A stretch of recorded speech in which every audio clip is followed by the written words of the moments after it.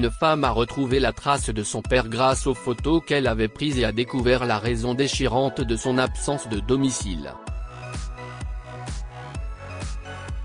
Mélissa s'intéressait à la photographie depuis son enfance.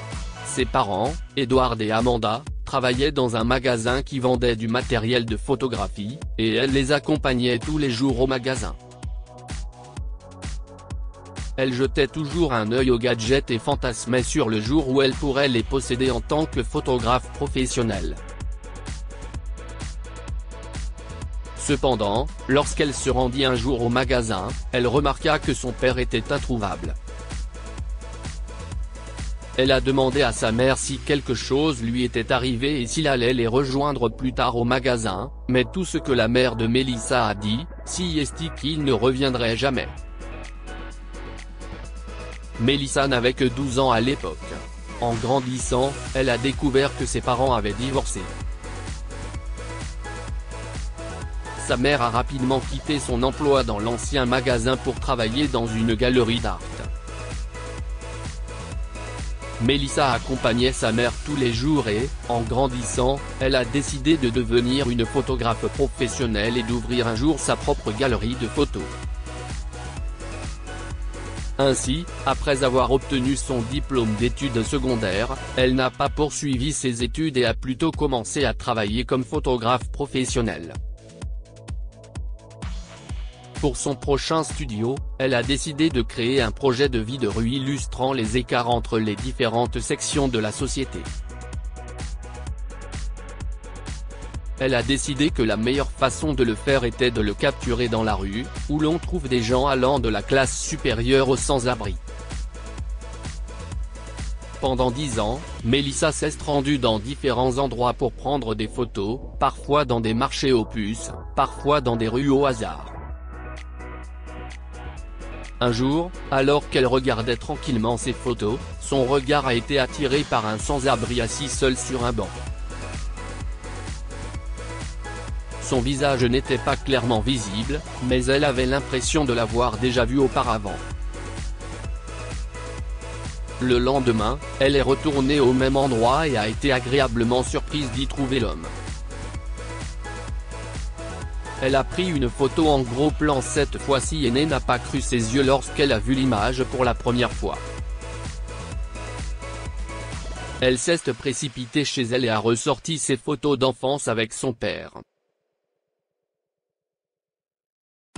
Sa mère avait jeté la majorité d'entre elles, mais elle en avait caché certaines. Lorsqu'elle a comparé l'homme sans-abri sur ses photos à son père, elle a réalisé que l'homme sans-abri n'était autre que son père.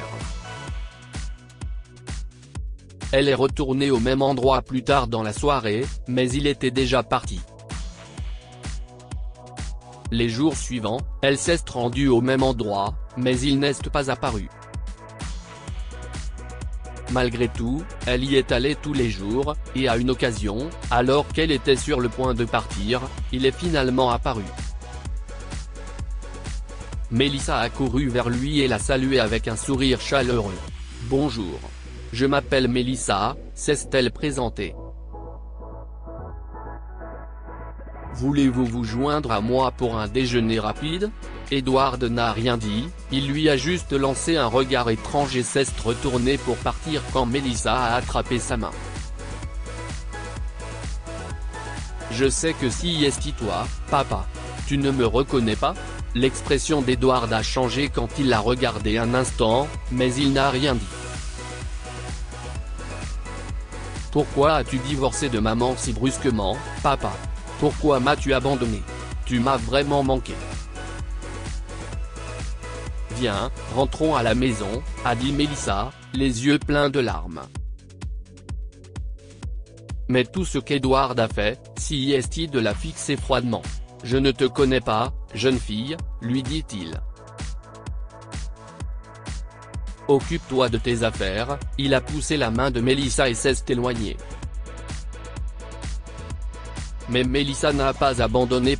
Elle a continué à lui rendre visite tous les jours, parfois avec de la nourriture, parfois avec des vêtements, même s'il n'a jamais rien accepté d'elle. Et un jour, il a de nouveau disparu. Elle a cherché dans le quartier, puis dans une ruelle où il dormait parfois, mais il était introuvable. Déprimée, Melissa était sur le point de partir quand elle a remarqué une grande foule qui se formait devant un magasin. Elle s'est précipitée pour voir ce qui s'était passé quand elle a vu Edward inconscient. Elle a immédiatement composé le 911 et l'a emmené d'urgence à l'hôpital. Les médecins ont dit qu'il s'agissait d'une crise cardiaque, et heureusement, il a été amené à l'hôpital à temps. Cependant, comme il était fragile et que certains examens étaient encore nécessaires, les médecins ont informé Melissa qu'il serait admis pour une période plus longue. Comme une fille dévouée, Melissa s'est occupée de son père et lui a rendu visite tous les jours. Il hésitait à accepter son aide, mais elle a insisté jusqu'à ce qu'il accepte. Au fil du temps, il a commencé à se sentir mieux. Une fois que tu seras complètement rétabli, tu viendras avec moi, n'est-ce pas ? Melinda a demandé un jour à son père. Edward a pris une profonde inspiration. Ta mère sait-elle que tu me rends visite tous les jours et que tu paies mes factures, Melinda ? Eh bien, pas vraiment, papa, mais je ne partirai pas tant que tu n'auras pas expliqué pourquoi tu nous as abandonnés. Quand j'ai demandé à maman, elle a simplement évité le sujet. Il n'y a pas besoin que tu le saches. Laisse juste ton numéro de contact et pars. Je vous enverrai l'argent par l'intermédiaire de quelqu'un. Tu m'as assez aidé. Je ne veux plus être un fardeau. Papa, tu n'es pas un fardeau. Melissa lui a fait un gros câlin. Je me souviens à quel point tu t'occupais de nous. Je n'ai jamais entendu ou vu maman et toi vous disputer. Et si est-ce pourquoi je n'ai jamais compris comment vous avez fini par divorcer. Les yeux d'Edward se sont mis à gonfler, et il a commencé à pleurer à ce moment-là. Je suis désolé, mais je n'avais pas le choix, chérie. Je ne voulais pas t'abandonner, mais on m'a diagnostiqué un problème cardiaque qui nécessitait un traitement coûteux. Notre situation financière était catastrophique. Ta mère aurait dépensé toutes ses économies pour moi si je lui avais dit. Je me suis enfui pour que vous n'ayez pas à faire face à des problèmes. J'ai travaillé comme chauffeur pendant quelques années et j'ai pu prendre mes médicaments, mais j'ai dû arrêter de travailler peu après car j'avais besoin d'un repos complet au lit. Et si est ainsi que je me suis retrouvé dans la rue. Je comptais les jours jusqu'à ma mort, mais si est à l'heure que tu m'as trouvé. Lorsque Melissa a appris l'état de santé de son père, elle n'a pas pu s'arrêter de pleurer. Elle a composé le numéro d'Amanda et lui a raconté tout ce qui s'était passé. Amanda était également choquée car Edward ne lui avait jamais dit pourquoi il avait divorcé. Il lui avait juste laissé un mot et les papiers du divorce, puis n'était jamais rentré à la maison. Melissa et Amanda décident d'aider Edward, et cela leur prend du temps, mais elles parviennent à payer le traitement d'Edward à l'hôpital. Il est finalement rentré chez lui après le traitement, et leur famille a été réunie après tant d'années de séparation. Que pouvons-nous apprendre de cette histoire ? 1. Réfléchissez à 2 fois avant d'agir. Melissa aurait pu détester Edward pour les avoir abandonnés, elle et Amanda, mais elle a d'abord voulu savoir pourquoi il avait fait cela. Et à la fin, elle a réalisé que son père n'était pas entièrement à blâmer.